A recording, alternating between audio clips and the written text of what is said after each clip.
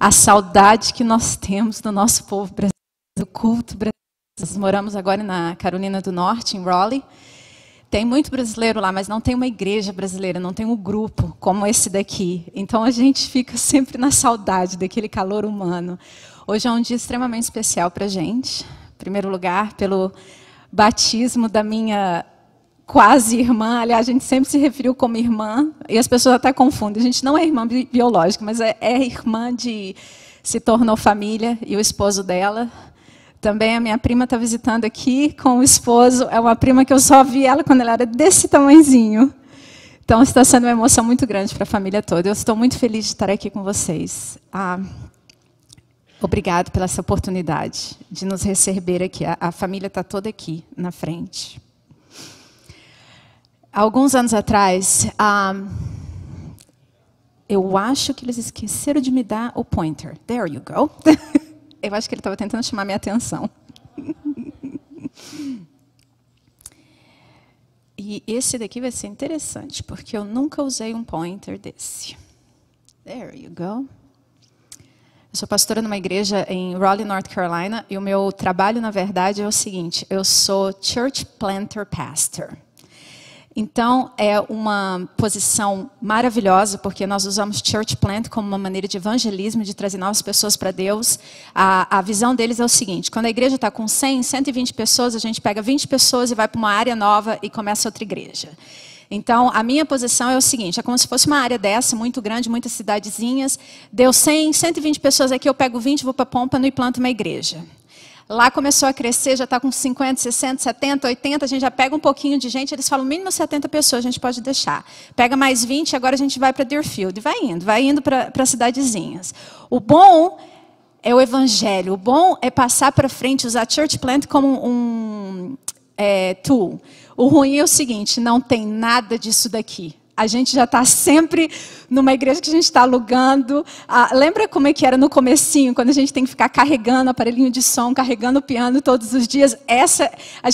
O nosso culto começa meio-dia e 15, a gente fez um pouquinho mais tarde, mas a gente já levanta 7 horas da manhã, coloca tudo dentro da van, leva para a igreja e dando apoio às outras igrejas ao mesmo tempo. Então, é muito gostoso estar num lugar que está tudo será, tudo bonitinho, assim, muito especial.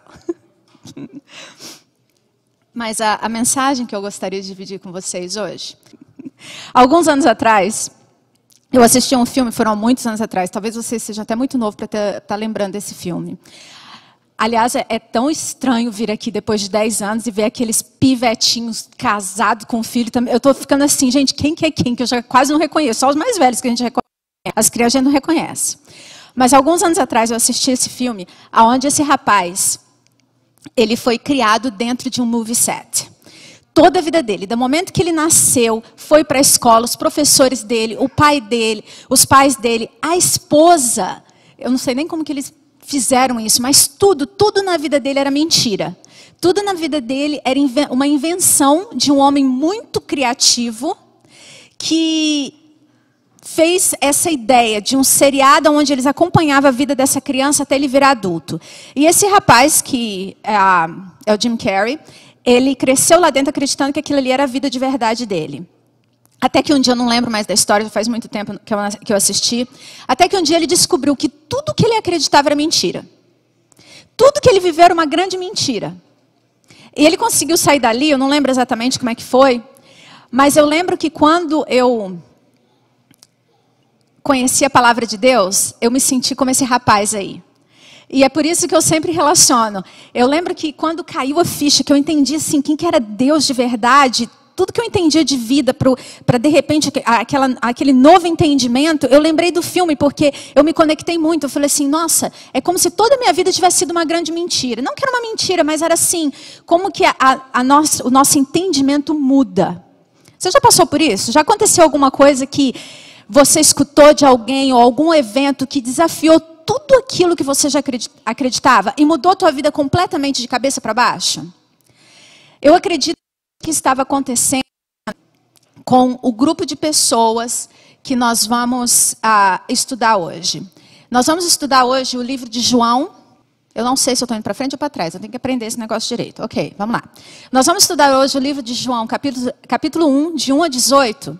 Deixa a Bíblia aberta, que eu vou ficar voltando nessa parte, indo e voltando. Mas eu acredito que as pessoas pelo qual João escreveu, eles estavam passando pela mesma coisa. É muito interessante quando a gente vê os detalhes dessa passagem. Mas antes de começarmos a ler esse capítulo, vamos orar. Senhor Pai que estás nos céus, eu te agradeço, Pai, por esse privilégio que o Senhor nos dá de estarmos aqui hoje. Nessa igreja, Pai, que há quase 18 anos atrás, Senhor, o Senhor me permitiu te conhecer. O Senhor trouxe a mim, o meu esposo e depois a minha família, Senhor, a te conhecer melhor. Que privilégio de estar nesse púlpito hoje, Pai. Que privilégio de estar com a tua família nesse sábado, podendo falar num idioma que eu me sinto confortável e a gente se sente novamente em casa. Pai, nesse momento eu te peço que o Senhor me ajude, Senhor, a passar aquilo que o Senhor me inspirou enquanto eu estava preparando para essa pregação, mas que eu consiga passar de uma maneira que todos nós consigamos entender, Senhor, a sua palavra. Eu te peço, Pai, em nome de seu Filho amado Jesus. Amém. Começamos aí em João 1:1. No princípio era o Verbo, e o Verbo estava com Deus, e o Verbo era Deus. João começa com um vocabulário que para mim é um pouquinho misterioso e abstrato. Quando eu comecei a estudar a Bíblia, eu tinha problemas com coisas assim. Eu tenho uma cabeça meio lógica, mais matemática, essas coisas abstratas para mim não faz sentido nenhum. Mas João, o escritor, ele usou as palavras, e conforme a gente vai estudando, você vai vendo que tudo que ele fez com um propósito, tinha uma razão pela qual ele fazia dessa maneira. O seu público, o público que João, para quem ele estava escrevendo, eles eram recém-convertidos para o cristianismo. A igreja estava enfrentando muitos perigos que ameaçavam a pureza da igreja. Lembra que a igreja estava começando. João foi o último a morrer dos discípulos, mais ou menos no ano 98. Então ele ainda estava escrevendo enquanto a igreja era bem fresquinha. As pessoas ainda estavam entrando para a igreja. E muitas coisas ameaçavam a igreja, mas principalmente o que estava ameaçando a igreja era heresia. E a heresia que estava vindo de dentro da igreja. É uma ideia influenciada pela filosofia grega, misturada com que mais tarde, mais ou menos no terceiro século, é o que acabou se tornando. A ideia era que eles rejeitavam a encarnação de Cristo. Na verdade, era um pouquinho mais profundo.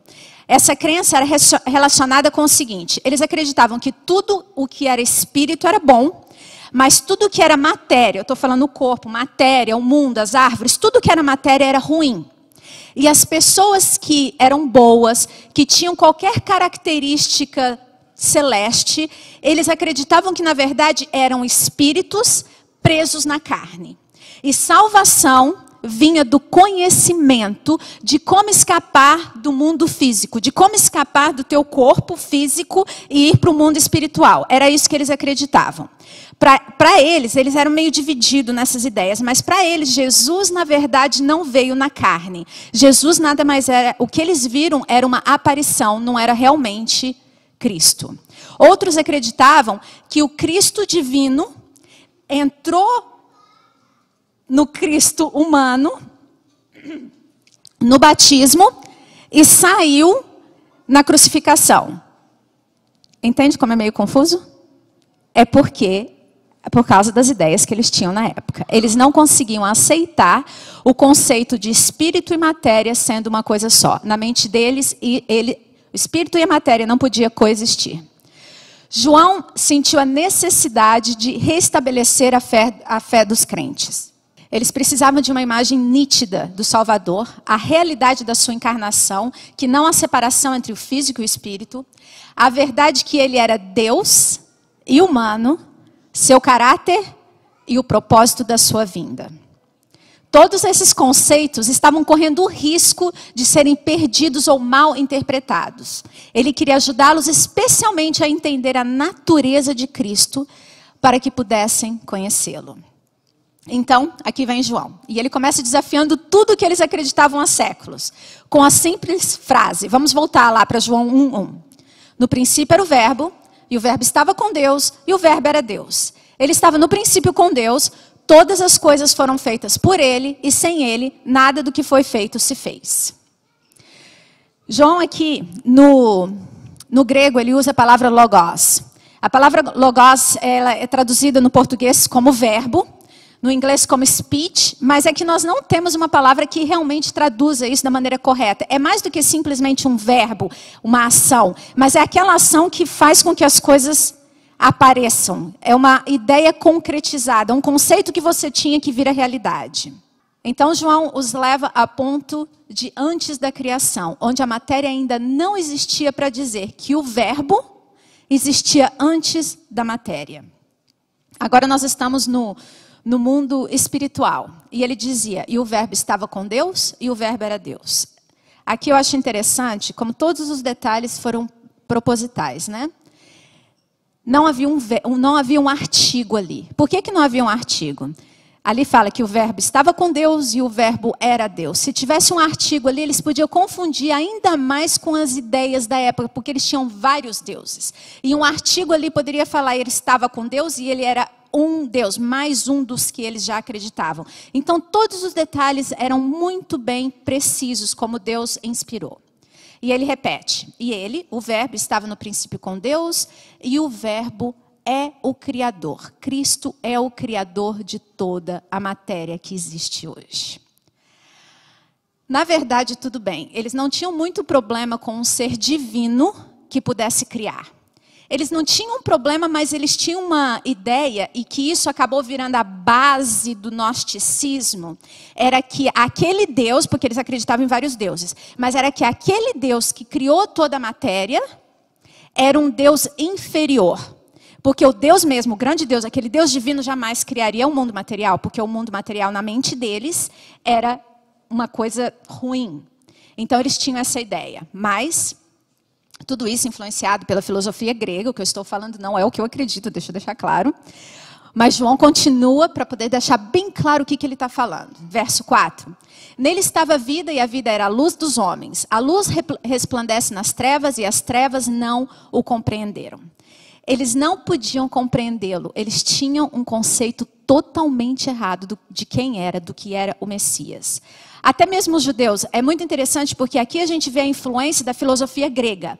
Mas o problema é que até mesmo dentro do povo judeu, eles eram totalmente divididos. Nós temos várias facções entre o povo judeu.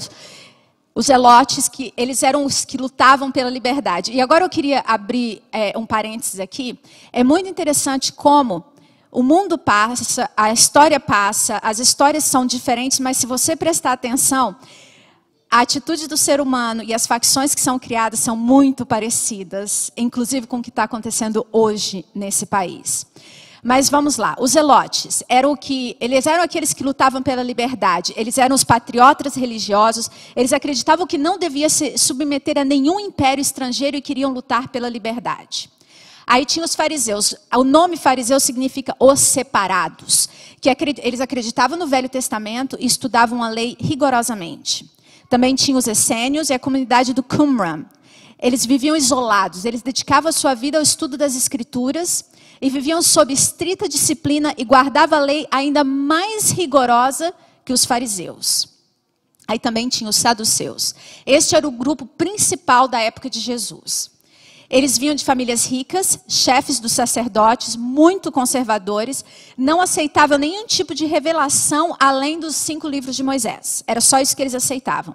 Eles rejeitavam tudo o que era sobrenatural, como a imortalidade, ressurreição, anjos, demônios, milagres. Eles não aceitavam nada daquilo.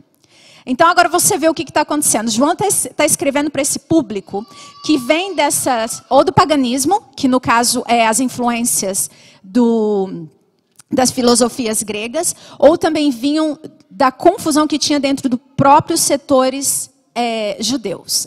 Dá para entender, não dá, assim, a gente não precisa se admirar porque que eles não podiam entender o conceito de um Messias divino humano. Aí nesse ponto, passando agora para a nossa época, a gente fica um pouquinho tentado de pensar assim, sabe? Nossa, eles só caíram nessas crenças porque eles eram povo um pouco desinformados, inocentes, ignorantes, pessoas do passado. É só por isso que eles caíram nessa. Do contrário, eles não teriam caído nessas conversas. Infelizmente, essas influências são tão reais hoje para a gente como era no passado. Ela só é disfarçada com palavreados e vocabulários um pouquinho diferentes.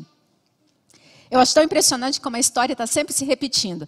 Parece que uma estratégia do inimigo que foi usada no passado, que ele vê que funcionava, ele continua repetindo. Enquanto funciona, ele continua repetindo.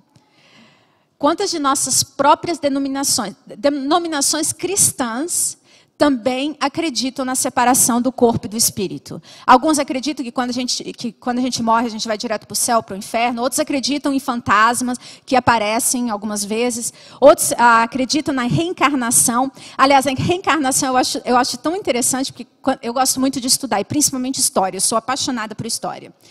E conforme você vai assistindo, você vai aprendendo, você vai conectando. Nossa, isso que a gente acha que é uma coisa moderna, que as pessoas de hoje acreditam, vem lá de trás, de 4.000 anos atrás, que já era daquele jeito. A gente só coloca de palavras diferentes. Lembra do que eu estava falando do paganismo? Que eles acreditavam que, eu estou falando naquela época, eles acreditavam que salvação vinha do conhecimento. O conhecimento de como se livrar do corpo, da matéria. É a mesma coisa a reencarnação. Reencarnação se acredita que quanto mais você reencarna, às vezes em pessoas, às vezes em animais, aliás, o que eles acreditam dos animais é que quando você foi uma pessoa muito mal, você reencarna em animal. Mas quando você é mais ou menos, você volta para seres humanos. E você sempre tem uma oportunidade. Em cada reencarnação, se tem uma oportunidade de você passar a ser uma pessoa mais iluminada, até que você chega a um ponto de iluminação total, que você agora pode ir para o mundo espiritual.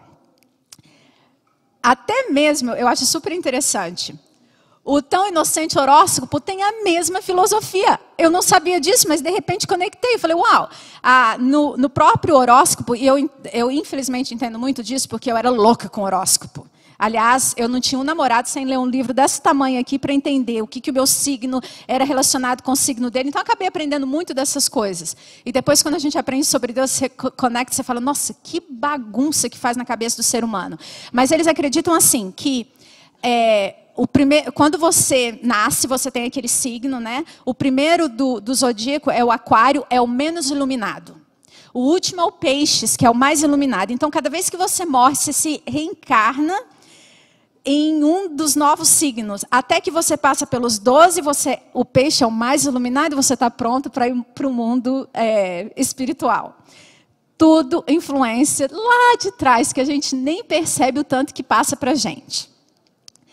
Mas o maior perigo para nós hoje não são tanto essas influências, que, bom, é muito perigosa e tem muitos erros nelas e leva a gente para lados que não deveríamos ir. Mas a maior influência que nós temos hoje, que é o maior risco que nós passamos, foi o que aconteceu na época da Era Moderna. Nós estamos na época eu acho que a gente está na pós-moderna, mas o que aconteceu lá atrás, na Era Moderna, nos influencia até hoje. O que uma geração passa, ela prepara o caminho para a próxima geração, e é outro nível de confusão. Nós fomos de culturas, vamos dizer, desde a criação do mundo, desde que o ser humano se entende por existência, de tudo era explicado aos olhos de Deus. Por exemplo, por que eu existo, qual que é a minha missão, qual que é o meu propósito, por que essas coisas acontecem comigo, por que essa pessoa ficou doente, por que essa pessoa morreu, por que essa pessoa se curou. Tudo era explicado de uma visão de acordo com Deus. Todas as explicações vinham de um lado religioso, até mesmo dentro do paganismo. Eles acreditavam nos deuses deles, mas tudo se explicava por um mundo divino. Isso foi até a época do Renascimento. Depois do Renascimento, isso mudou. E é muito interessante quando a gente faz os estudos. Essa mudança veio mais ou menos no século XVII. Nós estamos falando no ano de 1650, da nossa época. E foi logo após da reforma religiosa, né? Então, antes a gente tinha uma cultura onde tudo era explicado de acordo com a maneira de Deus, de religião. Aí nós fomos para o completo oposto. Nós vemos agora duas coisas que aconteceram ao mesmo tempo. Foi o período do iluminismo e a revolução científica. Então aqui se explicava tudo por Deus, agora aqui eles falam assim, nós não precisamos de Deus. Aliás, sabe aquele filme que fala God is not dead? Aquilo ali é uma reação contra essa época do iluminismo, que eles falaram que Deus estava morto. A ideia do iluminismo é o seguinte, nós não precisamos de Deus. Religião e todas essas coisas, no Brasil fala religião ópio do mundo, não é isso que fala? O veneno, não lembro mais o ditado. Mas eles acreditavam que todas as guerras, as mortes, que aliás eles não estão completamente errados, aconteceram por causa de religião. Então, se nós abandonamos religião, se nós abandonamos Deus, nós vamos encontrar solução para tudo, de acordo com a evolução científica, tecnologia, o progresso vai nos trazer paz e vai nos trazer salvação. Era isso que a promessa da época do iluminismo. Então, uma hora era tudo explicado por Deus, agora é tudo explicado por uma ideia humanística de ver o mundo. Salvação dos seres humanos vinham pelo quê? Pelo conhecimento. De novo, voltando àquela ideia do paganismo. Conhecimento e tecnologia. Com o progresso da ciência e tecnologia, os seres humanos iriam alcançar paz, prosperidade, longa vida. Não precisamos de Deus. Os conceitos divinos de céu, inferno, foram descartados como ideias ultrapassadas. Nós entendemos que religião não acabou, mas uma grande massa abandonou a religião e abandonou a Deus. Agora minha pergunta é, o mundo melhorou? Nós estamos falando desde os anos de 1800. Melhorou? A solução não era Deus. Então qual que será a solução? Isso é o que acontece quando nós tentamos encontrar a solução para os problemas da humanidade sem Deus. As guerras que aconteceram depois da so-called, como é que fala, da busca da prosperidade, do iluminismo, do maior conhecimento, os próximos séculos foram que trouxeram as maiores atrocidades e genocídios que nós já vimos em todas as épocas do mundo. As promessas do período do iluminismo acabaram com a Primeira e Segunda Guerra Mundial. Eles viram que quando o ser humano conseguiu alcançar o progresso de tecnologia, ciência e tudo aquilo que eles conseguiram alcançar, para que eles usaram?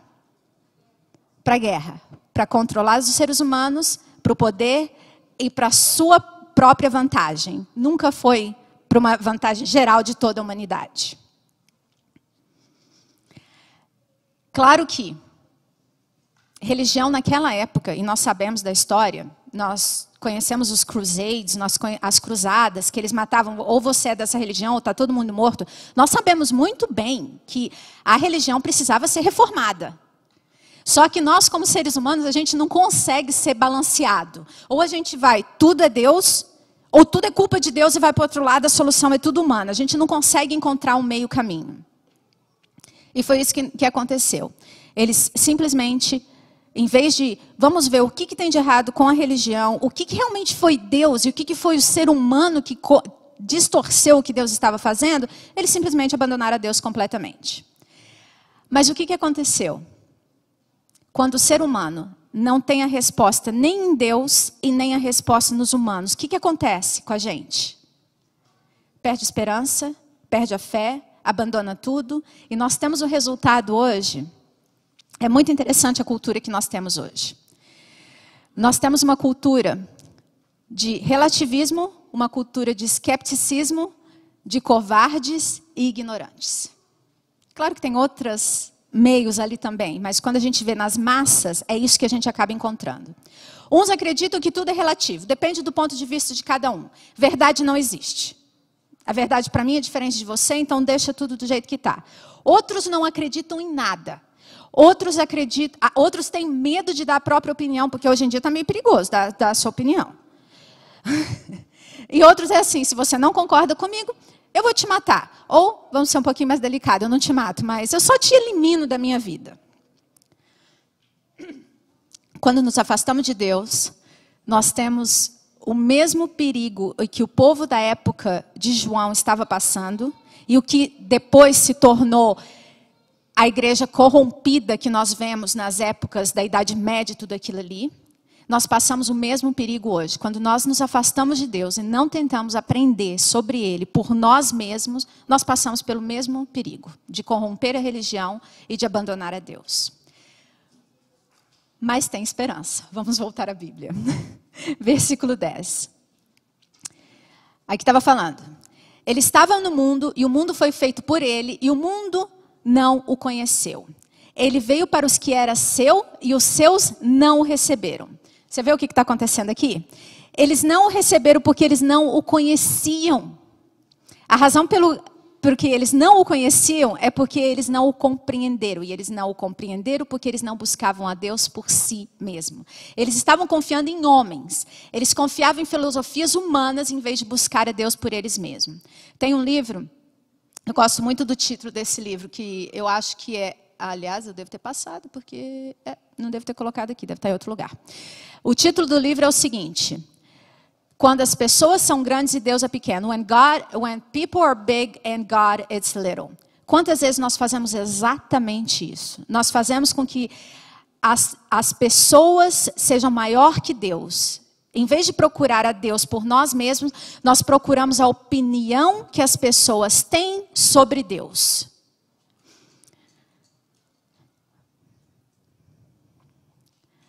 Quando eu falo isso, eu estou falando de mim mesma, viu? E eu vou deixar isso bem claro. Foi muito interessante que só quando eu comecei a fazer faculdade de teologia que eu aprendi o tanto que eu não sabia da Bíblia, nada por mim. Tudo que eu sabia era o que eu esperava, sentada sábado de manhã, escutar o pastor ou quem me ensinou a Bíblia ou coisas assim. Foi só quando eu fui fazer teologia, foi quando eu parei, que eu fui obrigada, porque eu sou uma pessoa que não tem muita paciência de sentar e de estudar. Mas é tão incrível como Deus vai te mudando. Porque conforme eu fui forçada, porque é muito engraçado, ontem eu estava até comentando com a Marielle, quando eu era adolescente, gente, vocês sabem que na época que eu era adolescente, a gente ainda escrevia carta à mão?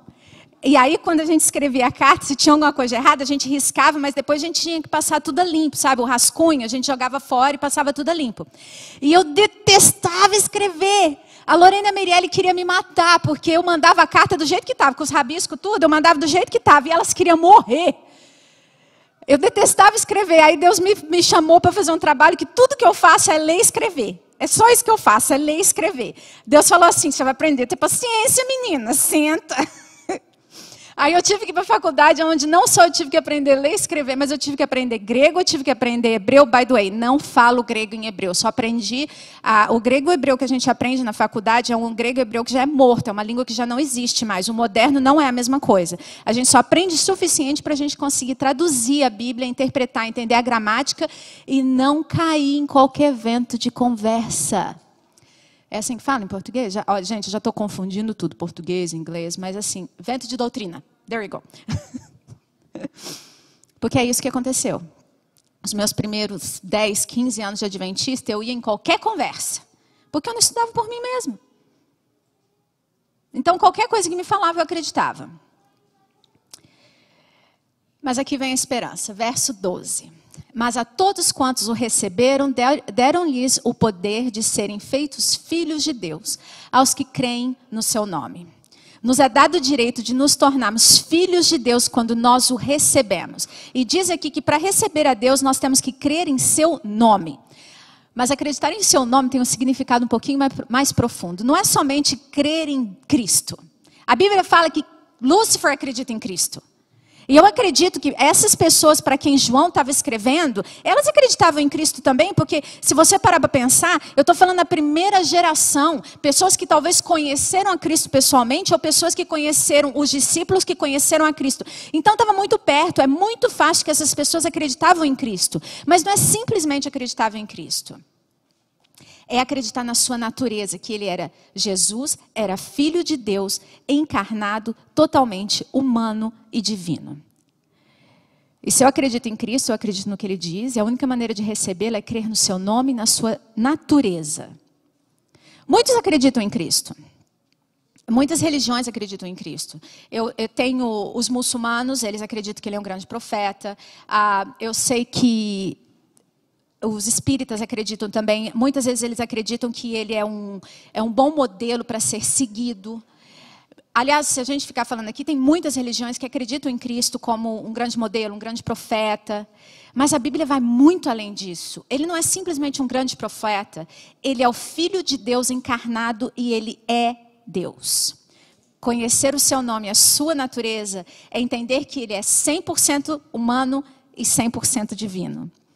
Sinceramente, eu não entendo exatamente como isso funciona e não sei se um dia a gente vai entender. Uma vez que ele se fez carne, ele continua em carne e osso. Tanto é que quando o Tiago pediu que quisesse tocar ele tocou em carne e osso. E também depois que ele ressuscitou, ele comeu com os discípulos. Eu não acredito que um espírito, um fantasma, come. E ele passou 40 dias, com os discípulos antes da sua ascensão. E quando ele subiu, os anjos falaram assim: por que vocês estão surpresos? Por que vocês estão olhando aí para cima? Esse mesmo que subiu da mesma maneira que ele foi, ele vai voltar. Então a gente entende que Cristo vai voltar novamente em carne e osso. É claro que a gente também entende, nessas passagens que eu estou falando muito rapidamente, que teve um momento que Jesus apareceu aos discípulos onde ele passou por paredes. Então, porque ele é Deus, ele é capaz de fazer essas coisas. De novo, um dia a gente vai entender, talvez. Vamos lá, versículo 14. Essa, aliás, é uma das minhas partes favoritas da Bíblia. E o Verbo se fez carne e habitou entre nós. E vimos a sua glória, como a glória do unigênito do Pai, cheio de graça e de verdade. Deus, em sua infinita sabedoria, sabendo como nós havíamos nos distanciado tanto de Deus, que a gente não podia compreender Ele, porque a gente não o conhecíamos, ao ponto de que não podemos entender sequer quando Ele se comunicava com a gente. Então, Deus teve um plano.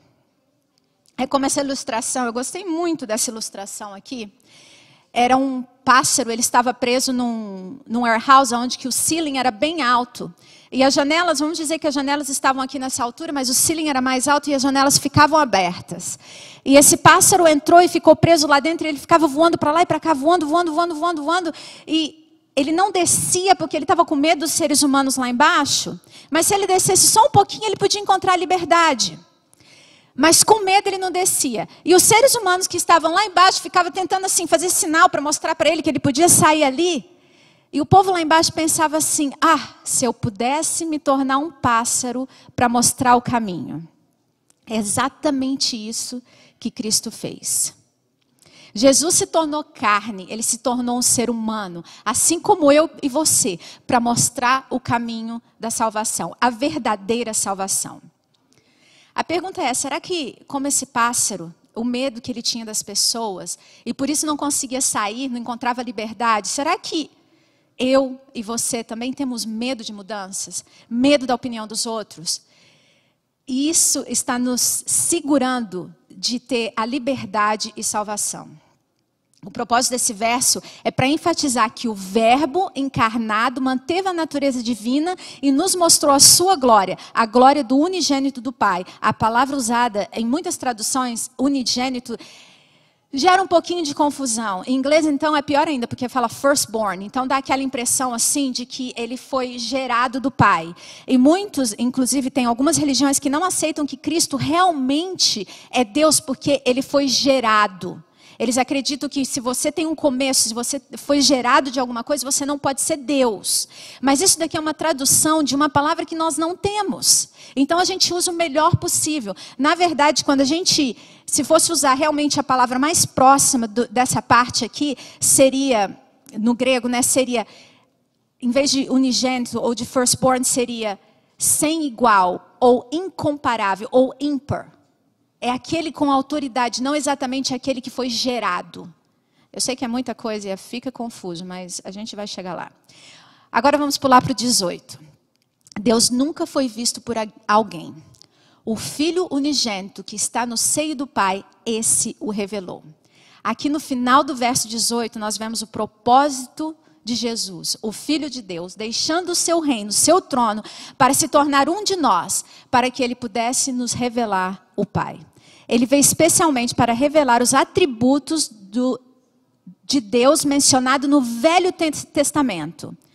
Enquanto na terra ele era cheio de graça e de verdade, para que ele pudesse dar uma revelação total e completa do Pai. 15 séculos antes da primeira vinda de Cristo, Deus havia instruído Israel a construir um santuário para que ele pudesse habitar no meio deles. Deus estava sempre tentando estar com o seu povo. Na verdade, a glória, o Shekinah que tinha no tabernáculo era o próprio Cristo. Você viu aqui que em João que fala que ninguém jamais viu o Pai?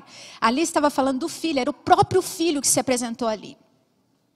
Na encarnação de Cristo, a mesma presença gloriosa, o próprio Deus veio habitar no meio do seu povo para mostrar o caminho, a verdade e a vida. Agora nós temos uma promessa. Muito em breve, Cristo vai voltar. Agora a pergunta que eu tenho para você é: será que nós vamos reconhecer Ele? Ou será que nós vamos passar pelo mesmo que o povo da época de João estava passando? Tantas filosofias, tantas influências da nossa cultura, falsas doutrinas, até membros da igreja muito bem intencionados, mas sem amor. Ou até membros da família. Será que nós deixamos que influencie a nossa visão de quem é Cristo verdadeiramente? Será que nós vamos poder reconhecer Ele quando Ele voltar? Eu não acredito que ninguém aqui nessa igreja tenha alguma dúvida da encarnação de Cristo. Eu não acredito que esse seja o nosso problema. Mas e o seu caráter? E a sua natureza? Será que isso seria um assunto que poderia nos segurar de realmente conhecê-lo? De um lado, muitas pessoas veem a Deus como esse Deus tirano, que está esperando para poder vir e destruir o mundo. Ou até um pai rancoroso que exige uma perfeição impossível e está ali esperando a você fazer alguma coisa de errado só para poder te castigar. Será que nós podemos vê-lo dessa maneira aqui? Quando entrei, vi Jesus tão amável e belo, seu semblante expressava benevolência e majestade. Tentei me proteger de seu olhar penetrante. Eu pensei, Ele conhece meu coração e cada circunstância da minha vida. Eu tentei não olhar para seu rosto, mas ainda assim seus olhos estavam sobre mim e eu não podia escapar de seu olhar. Ele, então, com um sorriso, aproximou-se de mim e colocou a mão sobre minha cabeça, dizendo: não temas. Pelo meu passado, como eu cresci, eu tive uma dificuldade muito grande de ver Jesus como amável e belo. Eu, na verdade, eu via Jesus, eu confesso aqui para vocês, a maneira... Por um tempo eu fui ateia, que fala? Toda vez que eu falo essa palavra, sound tão estranho que eu fico assim, é ateia mesmo? Mas até quando eu tentei dar chances para aceitar Deus, eu não gostava de Cristo. Eu achava Cristo muito assim, ó, eu só via Ele naquela cena onde que Ele destrói tudo no templo, eu só via Ele daquele jeito. Mas por quê? Às vezes a gente vê Deus da maneira que você foi tratada. E pelo meu passado eu não conseguia ver Cristo amável e belo. Eu via Ele como distante e tirano. Você já parou para pensar como você realmente vê Deus? Às vezes a gente vem para a igreja todo sábado, mas pelo medo de, se eu não for, eu não vou ter salvação. Eu, por muito tempo, o começo que eu vim para a igreja era assim. Eu aceitei a Cristo mais por medo do inferno do que por amor a Deus. Depois a gente entende realmente como que é o inferno e a vida muda completamente. Mas não foi isso que mudou. Foi eu estudar o caráter de Cristo, que devagarzinho foi mudando a minha ideia de quem Ele era. Deus fez um plano para nos salvar. Ele fez tudo. Ele providenciou tudo, todos os meios necessários para conhecê-lo. O que devemos fazer é buscar Ele por nós mesmos. Passar tempo estudando a sua palavra e parar de aprendizado terceirizado. Parar de perder tempo em controvérsias e teorias de conspiração. Eu sei que teoria de conspiração é muito comum dentro do mundo cristão. Todas as religiões cristãs. Mas a gente está podendo ver agora muito de perto o que essas teorias de conspiração podem fazer numa nação. A gente gosta de passar tempo aprendendo tudo o que fala sobre One World Order, sobre qual que é os últimos? O 5G. Sobre a vacina que vai ter, o chip, sei lá, é tanta coisa. É muito interessante e atrai muita gente. Só que na velocidade que essas pessoas vêm a conhecer a Deus, é a mesma velocidade que essas pessoas deixam a Deus. Porque Deus não falou para a gente ficar se agarrando nisso. Pode ser que algumas teorias são verdades? Claro que pode. A gente sabe que tem um inimigo por trás tentando destruir a gente de toda maneira. Mas Deus não falou para você, vai pesquisar todas as teorias que tem aí fora. Pega um PhD em Conspiracy Theories. O que ele falou para a gente foi... O que ele falou para a gente fazer? O que foi o comando que ele fez? Vá e faça discípulos. E é discípulos não de teoria de conspiração. É do Evangelho de Cristo, é da vida dele, da salvação que vem somente em Cristo. É muito interessante. E os pastores falavam isso para mim antes e eu não acreditava muito. Agora eu acredito. Os pastores pregam para eles mesmos. Deus toca o coração do que eles precisam mudar. Então a gente prega daquilo que a gente está passando. Essa história de aprender a passar tempo com Deus, aprender a estudar a Bíblia por mim mesma. Eu passei por uma experiência há um tempo atrás que me ensinou uma lição muito grande. Bom, vocês têm que entender que agora eu convivo só com americano. Cultura completamente diferente. E um dia eu estava frustrada, eu ainda estava na faculdade e eu estava com um problema muito grande que ia afetar as minhas classes para o próximo semestre. E eu marquei um horário com essa pessoa, como é que fala? Orientadora, né? Eu estava dentro do meu horário para falar com ela. E eu estou falando com ela e ela está assim. E eu estou falando e ela está assim. E eu estou assim, pouring my heart out. Estou derramando meu coração ali para ela. E ela... Sabe quando aquela expressão corporal que fala assim... Eu estou com pressa e não estou nem aí porque você está falando? Gente, eu estava revoltada. Eu já moro aqui nos Estados Unidos há quase 27 anos, mas o brasileiro dentro da gente não muda muito, sabe? Eu sei que todo mundo tem compromisso, eu sei que a gente tem hora para as coisas, mas às vezes não é só não é só o ter compromisso, é a falta de care, é a falta de se importar com as pessoas. E naquele dia, depois de falar com ela, que eu vi que a mulher não estava nem aí para nada, não me ajudou em nada, eu cheguei em casa, eu estava sozinha nesse dia, eu lembro que eu ajoelhei do lado da cama, assim, e meio que me taquei na cama, né? Ajoelhei no chão, me taquei na cama, com os braços abertos, e eu falando assim, Senhor, falando com Deus agora, Senhor, por que ninguém se importa com ninguém mais? Por que ninguém faz tempo para ninguém mais? Ninguém para conversar com alguém, está sempre olhando no relógio. Eu odeio quando as pessoas fazem isso comigo. Aí eu escutei aquela voz assim, deixa eu deixar claro, gente, eu quase nunca escuto a Deus. Esse negócio de pessoas que falam, eu escutei Deus falando para mim, talvez aconteceu comigo umas 2, 3 vezes na vida inteira. Mas esse momento eu escutei bem claro. Minha filha, não é exatamente isso que você faz comigo todos os dias? Eu quero passar tempo com você, eu quero desenvolver um relacionamento com você, mas você está sempre com pressa. Você nunca tem tempo para mim? Gente, eu vou falar a verdade para vocês. Foi uma facada. Eu fiquei assim, como que eu posso fazer isso com Deus? A mesma coisa que eu odeio quando fazem comigo. Uma coisa que eu prometi quando eu me tornei cristã, e principalmente quando eu me tornei pastora. Eu fiz uma promessa que eu não ia fingir no púlpito nunca que eu era perfeita quando eu não era. Eu ainda estou num progresso. É progresso que fala? Não, é processo, isso. Eu ainda estou num processo de aprendizado. Não vou falar para vocês que eu já consegui passar horas estudando a Bíblia. Mas eu estou melhor do que eu estava antes. E é isso que a gente tem que buscar. Eu detesto uma coisa que, principalmente porque agora eu lido muito com the younger generations, e uma coisa que eu estou cansada é das pessoas guilt people into doing things for God. As pessoas fazem com que... guilty people em português não faz muito sentido, mas é assim, a gente força as pessoas a passar tempo com Deus pela culpa que a gente coloca nas pessoas. Isso eu acho errado. E as pessoas acabam abandonando a Deus porque eles não conseguem alcançar aquela perfeição. Eu passo 2 horas todos os dias, 4 horas da manhã orando para Deus. Gente, eu quero chegar lá, mas eu não estou lá. E é ok se você ainda não está lá. Mas é aquela meta de buscar, Pai, eu quero passar a qualidade de tempo com você todos os dias. É aquela meta que a gente tem que buscar. Não é para ficar guilty, não é para se sentir culpado se você não pode. Todo mundo sabe a realidade de cada um. Mas eu sabia que eu precisava passar mais tempo com Deus. Depois que eu vi aquilo, depois que eu senti Deus falando aquilo ali para mim, eu assim, como que eu posso fazer isso com Deus? Como que eu vou conhecer a Deus? Como que nós podemos fazer isso com Deus? Como que nós podemos ter certeza que nós não estamos tendo o conceito errado de quem é Deus se nós não passamos tempo com Ele na sua palavra? O que está te segurando de passar tempo com Deus? Analisa, para pensar.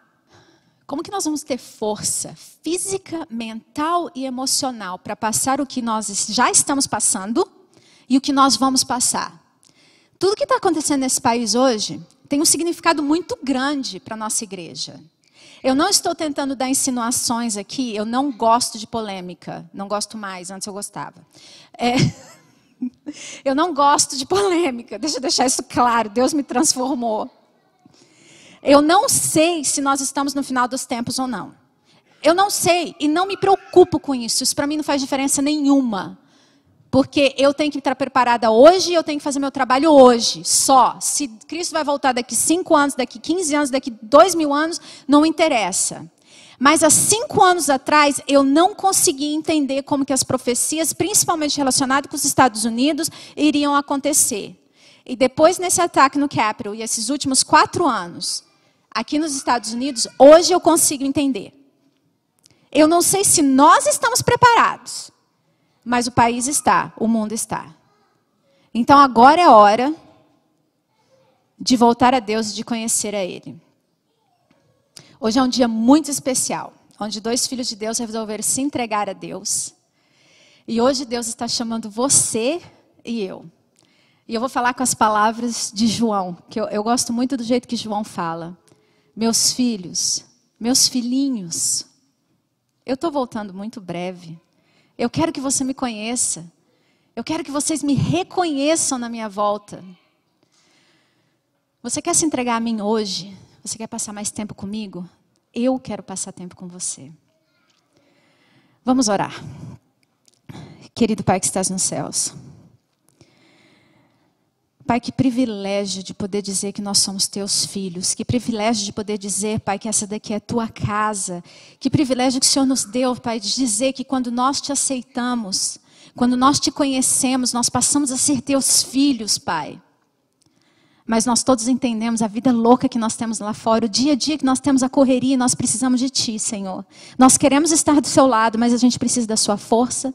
Nós precisamos da sua sabedoria, nós precisamos do seu entendimento, do seu conhecimento, do teu conforto e do teu abraço. Pai, que privilégio que eu tenho de estar aqui nessa tua igreja hoje. E eu te peço, Senhor, para cada pessoa que está aqui dentro, uma bênção especial, onde o Senhor, Pai, vai cuidar de cada um deles. E que todos, Pai, possam te reconhecer, te conhecer na sua volta. Eu te entrego a tua igreja, Senhor, em nome de seu Filho amado Jesus. Amém.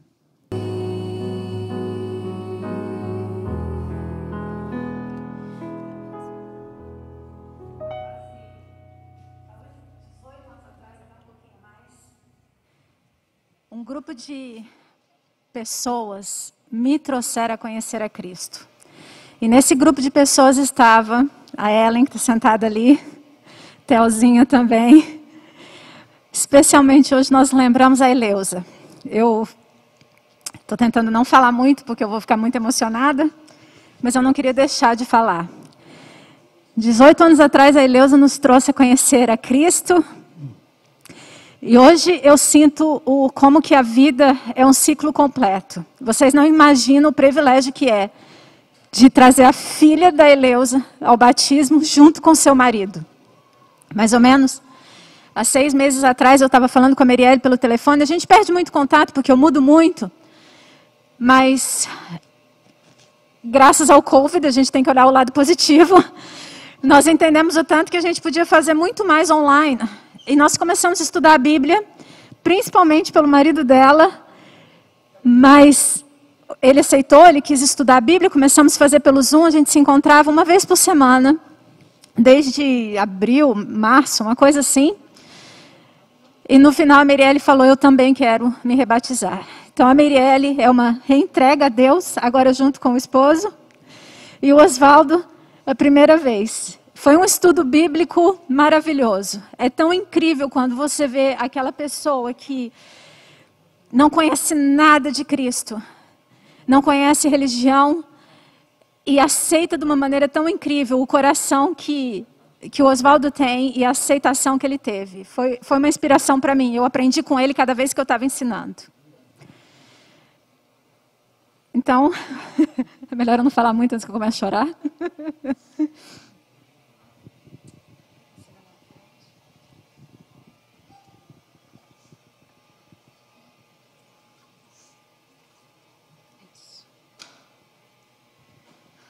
Porque você aceitou a Cristo como seu Senhor e Salvador, eu te batizo em nome do Pai, do Filho e do Espírito Santo.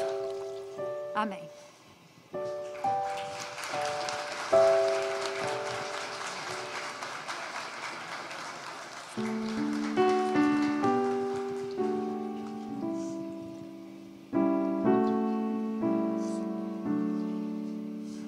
E o mesmo com você, Mirielle. Porque você aceitou a Cristo como seu Senhor e Salvador, e junto com seu esposo, eu te batizo em nome do Pai, do Filho e do Espírito Santo. Amém.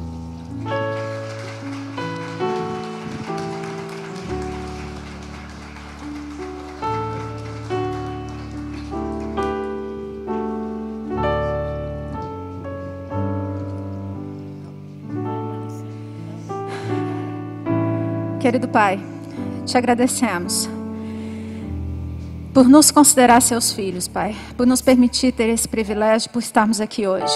Como eu estou agradecida, Senhor, por esse momento tão especial. Pai, eu te dedico especialmente, além de toda essa igreja, mas especialmente o Oswaldo e a Mirielle, aqui juntos nesse tanque batismal. O princípio, Pai, é só o princípio da jornada. O princípio dessa nova vida em Ti, Senhor. E todos os que Te aceitam, Senhor, o Senhor diz que nós somos Teus filhos, e aqui estão seus filhos, dedicados, batizados em Seu nome. Eu Te agradeço, Senhor. Amém.